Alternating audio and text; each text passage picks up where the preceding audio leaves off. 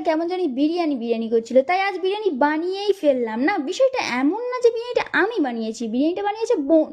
কারণ রান্না নামক জিনিসটা থেকে আমি প্রচুর দূরে থাকি, জানি না এটার সাথে আমার কোন জন্মের শত্রুতা। কড়াই তেল গরম হয়ে আসলে পেঁয়াজগুলোকে দিয়ে দিল বোন, আর এইদিকে ওয়েটারটা দেখো খুবই সুন্দর। পেঁয়াজ লাল লাল করে ভাজা হয়ে গেলে এর মধ্যে আদা রসুন পেস্ট টমেটো দিয়ে একটু কষিয়ে মাংসটাকে দিয়ে দিল। বিষয়টা বলতে যতটা সহজ মনে হচ্ছে ততটা সহজ না আমার কাছে, কারণ রান্না করা মানে হচ্ছে আমার কাছে একটা যুদ্ধের বিষয়। হ্যাঁ, এটাই সত্যি, লজ্জার মাথা খেয়ে সত্যিটা স্বীকারই করলাম। তারপর মাংসটা লাল লাল করে কষে আসলে কি ভাবছো জল দেবে তো? হ্যাঁ, ভুল ভাবছো, বাটিতে করে তুলে নিয়ে হালকা করে টেস্ট করতে হবে।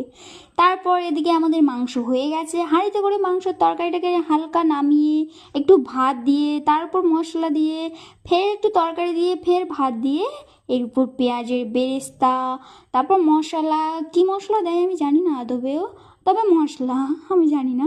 তারপর ঘি দিয়ে ঢাকা দিয়ে ঝটপট তৈরি হয়ে গেল আমাদের মাংস বিরিয়ানি। কে গো, গাল থেকে জল চলে আসলো বুঝি?